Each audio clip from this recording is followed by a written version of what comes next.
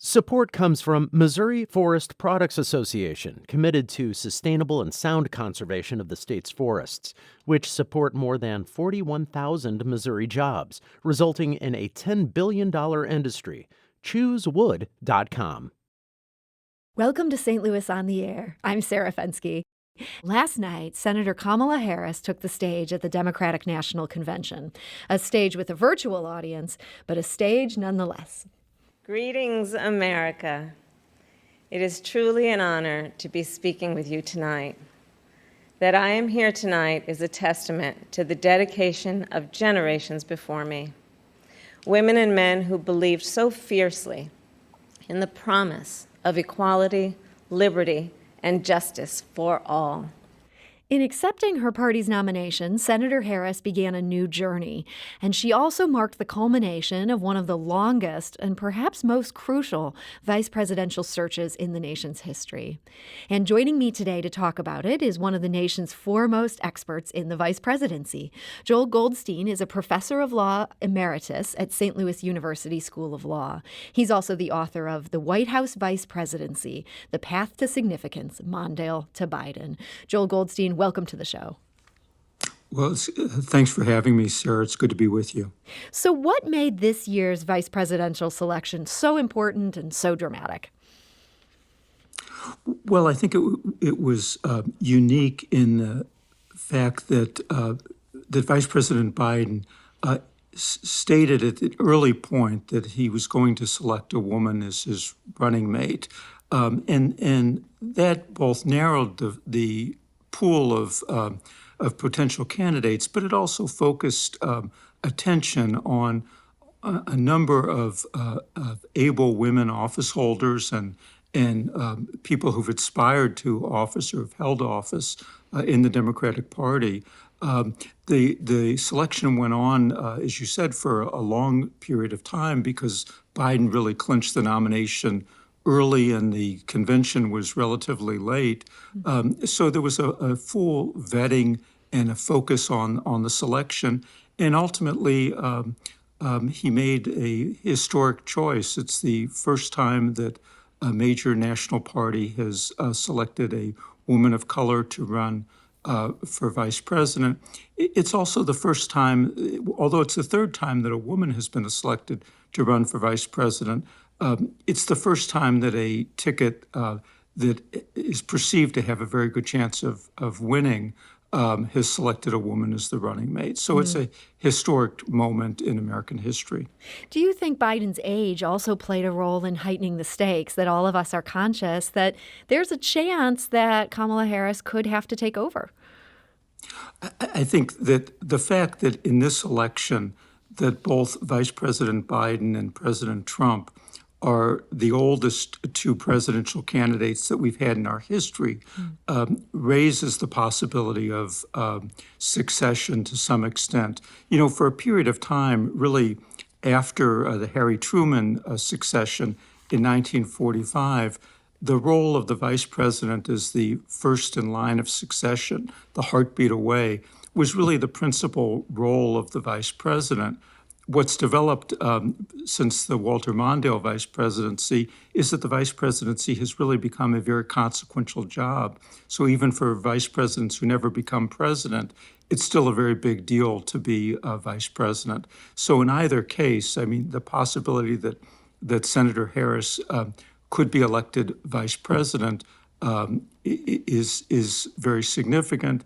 And in addition to the fact that we've in 58 elections, we've always elected men to our major national offices.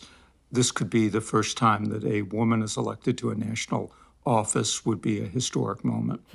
So why do you think it was Senator Harris? How did she beat out all the other women that Joe Biden was considering for this job? Well, I think that there were a number of people in contention. I think that Senator Harris had the advantage of, she'd been a United States Senator.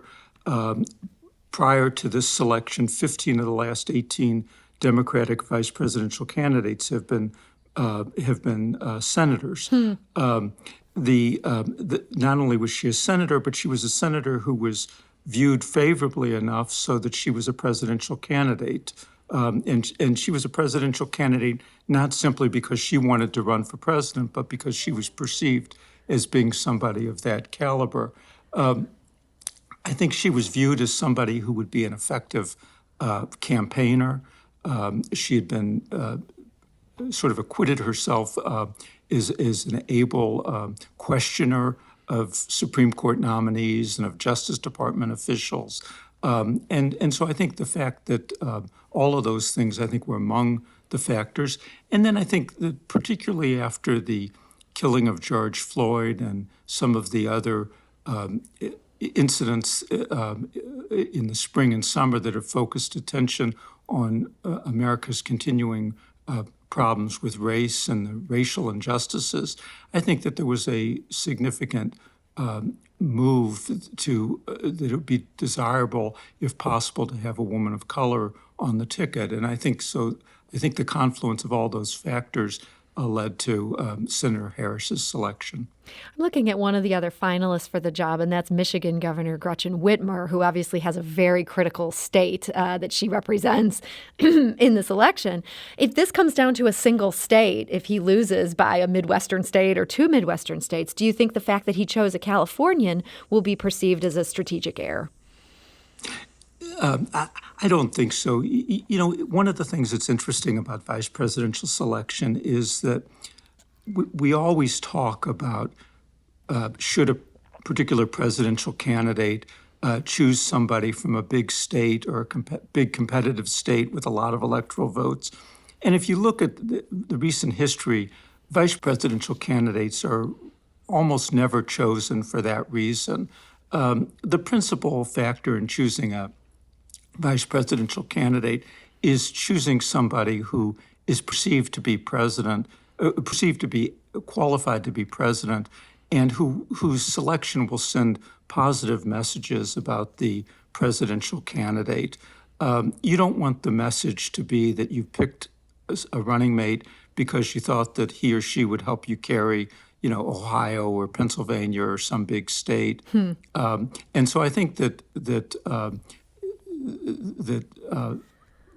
you know, people will say what they will, but I think that the selection of Senator Harris was a very well considered one, and I think that reflected a determination that she was the person who was best able to help achieve the success of the Democratic ticket. So if people are choosing people just based on the delegates that come with their state, that almost is perceived as looking too desperate or maybe too Machiavellian. You're saying candidates don't generally do that these days.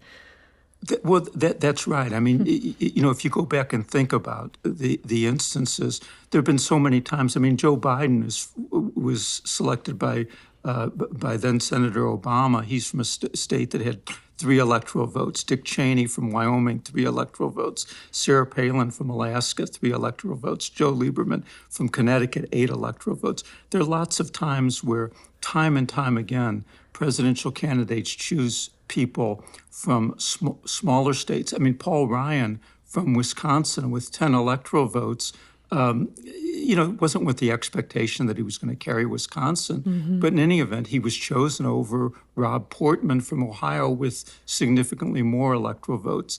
And, you know, that story repeats itself again and again. Presidential candidates don't choose running mates to carry a big state. We've never had a running mate from Florida. We've never had one from Michigan. Haven't had one from Pennsylvania since the 1840s. That's not really the factor that is determinative. Yeah, with that long list you just went through, boy, you made a great argument that some of the conventional wisdom on this one is wrong. I feel like that's something pundits are always talking about. Maybe we should be looking more closely at history. I'm going to get to one of the other myths that you have pointedly dismantled. But first, I do want to open up the phone lines. If you have a question about the vice presidency or the selection of Kamala Harris for Joel Goldstein, who's a real expert in this stuff, you can call us at 314-382-8255. 855. That's 382-TALK. Or you can send us a tweet at STL on air. I think we're also kind of curious to hear from you. Do you think this is a good selection? Does Kamala make you more likely to want to vote for Joe Biden? But Joel Goldstein, one of the questions I wanted to ask you, we asked our listeners in advance on social media if they had any questions for you. And Dennis wrote on Facebook something that I feel like I hear a lot, and I'd love to have you address this. He writes, there is a lot of debate on the impact a vice presidential choice has on the ticket, and most of it seems to land at the vice presidential choice doesn't really help or hurt the ticket. I know you have strong feelings about this. What's your answer to that? Well, the impact of the vice presidential candidate is marginal at best. And in part, that's because presidential candidates usually avoid people whose selection is going to be very controversial. But the fact that the choice is marginal doesn't mean that it's not important or that it can't be significant.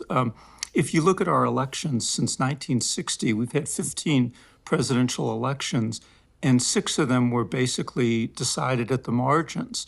So, and this was really implicit in your question earlier about what if Michigan's decisive? So, if a vice presidential candidate can add a few percentage points in a particular state or a few states, that can make the difference. In 1976, Walter Mondale added a couple of percentage points to Jimmy Carter's total. And Carter won states like Ohio and Pennsylvania and Wisconsin very narrowly. Those were states Mondale focused on and where he was popular. So I think Mondale's participation made a difference in Carter being elected. The choice of the vice president also can send messages about the presidential candidate. It's not that we vote for the ticket because although we can't stand a particular presidential candidate, we love his or her running mate. It's rather that we like the presidential candidate more because his or her selection of a particular running mate gives us information about the presidential candidate, makes us like the presidential candidate more or less. And so that's how I think the vice presidential candidate can make a difference. When George W. Bush chose Dick Cheney, it made some people more likely to vote for then Governor Bush because they thought that although Governor Bush didn't have national security experience, that he would surround himself with people like Vice President Cheney, who did. It's interesting how all that ended up turning out, but that's a story for another day. In terms of this choice of Senator Harris, do you think this is one where this could add those 2 or 3 percentage points in some key states, that this will end up being something that makes people feel good about Joe Biden? Well, I think that, we're living in a time where the electorate is very polarized. And so that would tend to minimize the likelihood of people sort of being on the fence. But on the other hand, I think there's the possibility that Senator Harris's inclusion on the ticket and her ability as a campaigner may have an impact in terms of persuading some people who might not otherwise have voted to turn out and vote, and that can make a difference. So I think it could be a factor in the election. Sometimes it's not. It's not always going to be a factor one way or the other, but I think it could, and I think there's a possibility that it would be this time as well. We're talking to Joel Goldstein. He's a professor of law emeritus at St. Louis University School of Law. He's a true expert on the vice presidency. We need to take a quick break, but we'll be back shortly to continue this conversation. This is St. Louis on the Air on St. Louis Public Radio. That's 90.7 KWMU. Support comes from the Missouri Forest Products Association, providing more than 41,000 jobs in the production of wood pallets, railroad ties, white oak barrels, hardwood floors, and more. Details at choosewood.com. And now back to our conversation. We're talking about the vice presidency with Joel Goldstein. He's a professor of law emeritus at St. Louis University School of Law and one of the nation's top experts in the vice presidency. And if you want to join us, if you have questions for Joel Goldstein, or if you have thoughts on the selection of Kamala Harris, you're welcome to give us a call. That's 314-382-8255. That's 382-TALK. You can also send us a tweet at STL on air. So, Joel, I love that this is the area of specialty that you've carved out. Do you enjoy the fact that every 4 years or so, there's just so many journalists all across the U.S. that have you on speed dial? Well, that's a bit of an overstatement, I think, but you're certainly very popular, it. right? I mean, your byline is everywhere right now. Well, it's fun. I really enjoy talking about it. I learn a lot from the questions, and it's really a fun time for me. I've done a fair amount with speaking to journalists from around the world, actually, and that's really been an interesting experience for me. So I've really enjoyed it. I look forward to it. How did you end up carving out this specialty in the first place? It seems somewhat unusual for a law professor as opposed to, say, a history professor. Yeah, it really was sort of an accident. When I was in college, I needed a topic for a term paper, and it was right when Spiro Agnew had resigned, and there was going to be the first implementation of the 25th Amendment to select a replacement. And my father mentioned he'd seen something about it on the Today Show, and I got interested, and I wrote my paper, and then got interested in the subject, and then that led me to the vice presidency, and I've sort of stuck with it, and looked at some of the constitutional questions about it, and looked at it as a constitutional issue. But it's been a fun ride for me. Wow, there's a warning out there for any college students who are listening. You got to be careful what you choose for your term paper. You could get sucked in for life.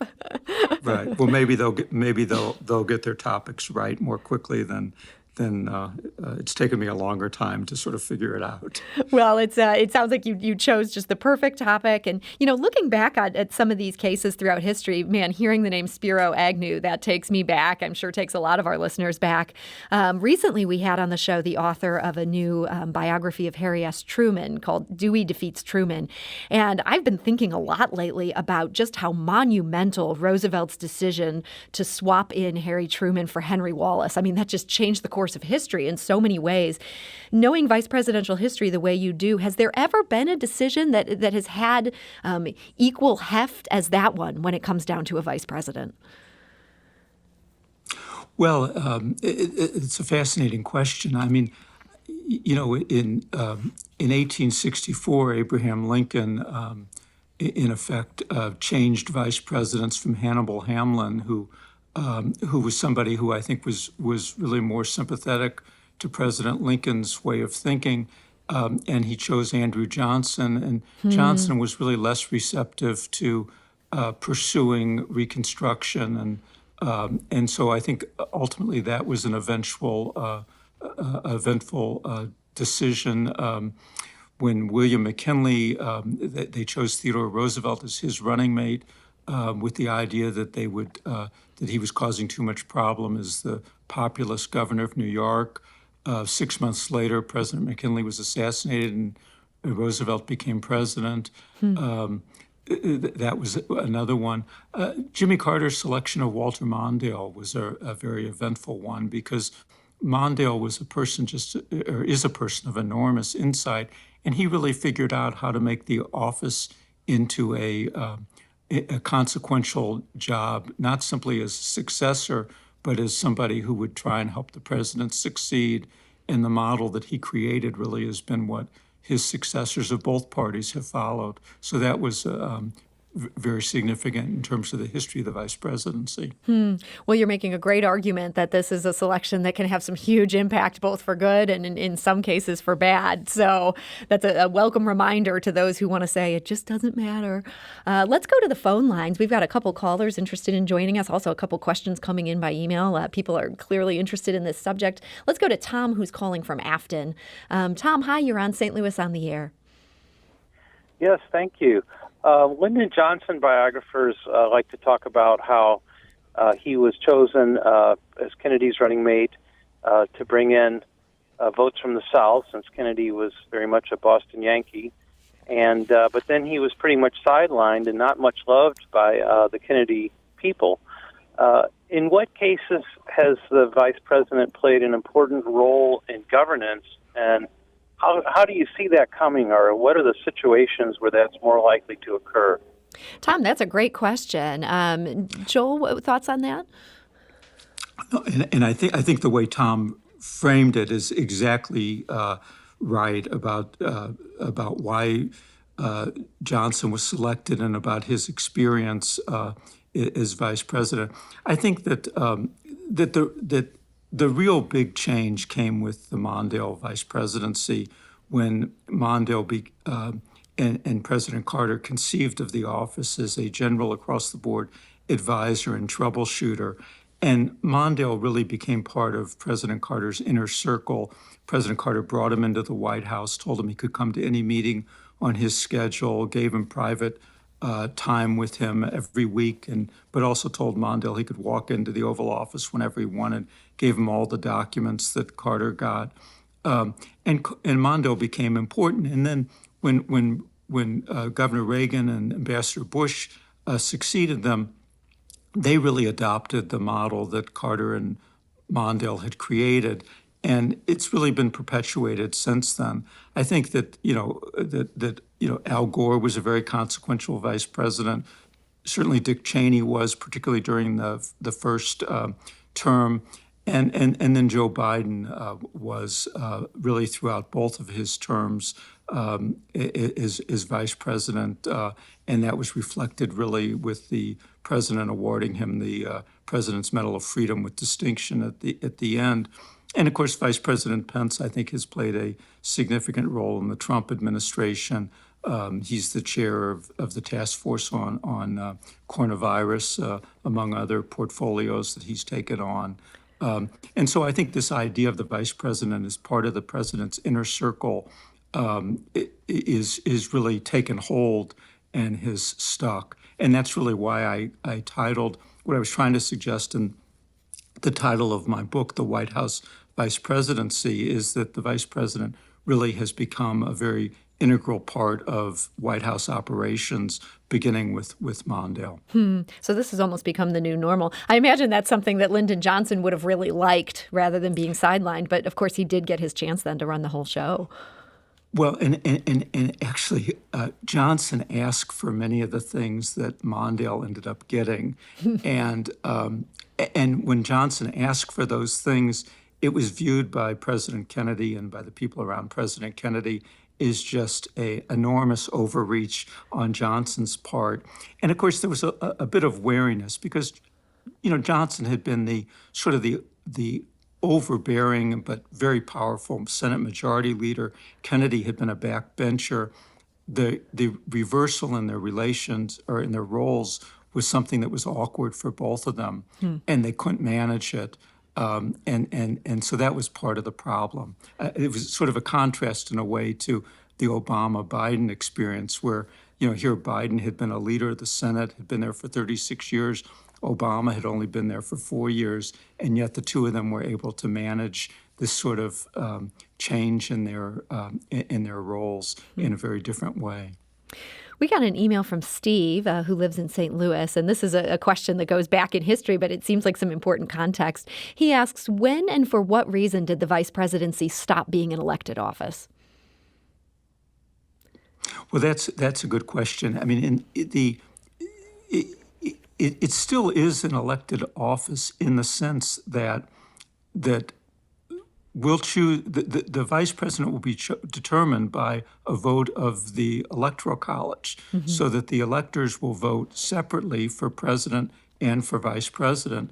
And in order to be elected vice president or president, you have to get a majority of the electoral votes appointed, which would be 270 out of the 538 electoral votes.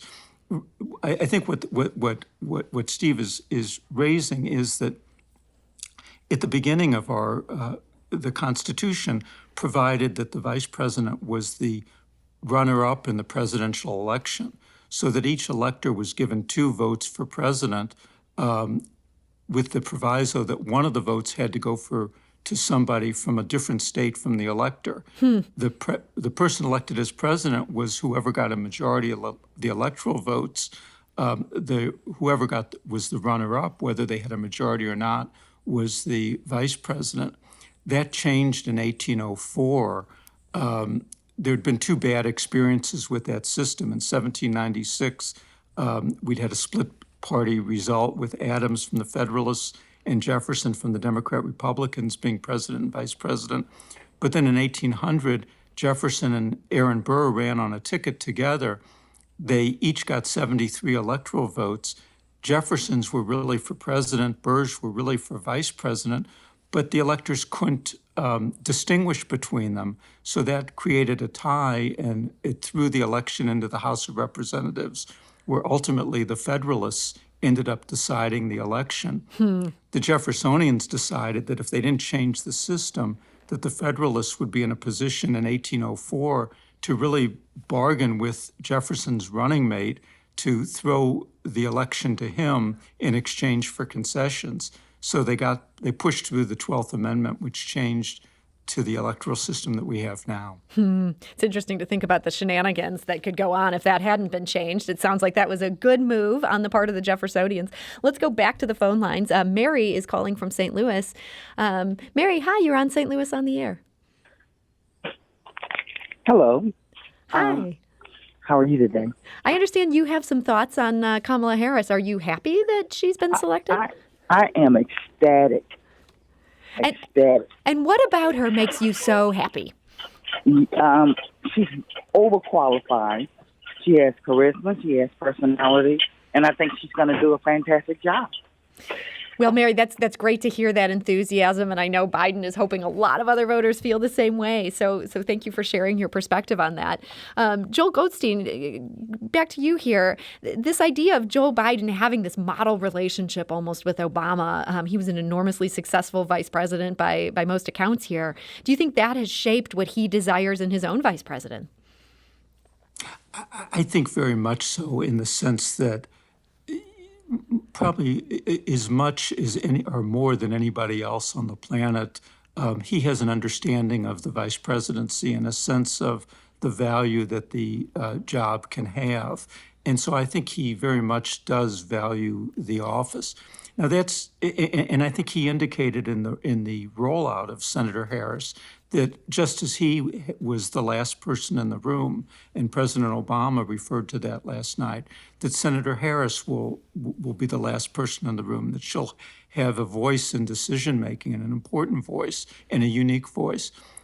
I think that doesn't mean that Senator Harris's vice presidency, if they're elected, will be identical to Vice President Biden's, because just as President Obama and Vice President Biden are different people, so too are Vice President Biden and Senator Harris. Mm-hmm. And so there may be things that Vice President Biden as president would do differently than President Obama, and he may look to Senator Harris for things different than President Obama looked to him for. But I think in terms of the consequence, significance of the office, that's something he very much is on his mind and was on his mind in making the selection. One last question I wanted to ask you about today, and that's, I think there's sort of a perception among political pundits that part of what made Joe Biden so effective is at the time he wasn't planning to run for president himself. He wasn't a rival. He was thought not to be ambitious at that point. Is there a potential concern for Harris that people within the Biden camp might distrust her because she's got her future in mind as opposed to being 100% on for his? Well, with all presidents and vice presidents, there's the danger of conflict or competition, or seeing the vice president as having his or her separate ambitions, and that's a problem that that existed between Bill Clinton and Al Gore, even though they had a very good relationship for most of the time. And it's something that, George H.W. Bush was sensitive about when he was President Reagan's vice president. So it's not a new problem, but it is something that a vice president has to be sensitive about and has to manage. And I think one of the challenges for a vice president, and one of the things that has been true of successful vice presidents, is that they've really made it their mission to help make the presidency successful. That doesn't mean agreeing with the president all the time. In fact, one of the attributes of the most successful vice presidents has been a willingness to go in and privately tell the president when they think that he's wrong. So, so I think it is a continuing problem that that presidents and vice presidents have to navigate. George W. Bush and Dick Cheney said that the fact that Vice President Cheney didn't have presidential ambitions enabled him to be more loyal to President Bush's agenda. But critics said, well, actually, it didn't work that way, that because Vice President Cheney didn't need to worry about having President Bush's support in the future, it made him freer to push for things that might not necessarily have been in President Bush's political interests that Vice President Cheney thought were right. So it can cut both ways. Well, it's going to be interesting to see how these two navigate this new relationship, and it's going to be very interesting to watch what happens in the next 2 months. So Joel Goldstein, Professor Emeritus of St. Louis University School of Law, I want to thank you so much for joining us today and sharing your insight. Well, thanks so much for having me. I enjoyed being with you. And you have to promise that you're going to come back in 4 years. I look forward to it. Thank you. This is St. Louis on the Air on St. Louis Public Radio, 90.7 KWMU.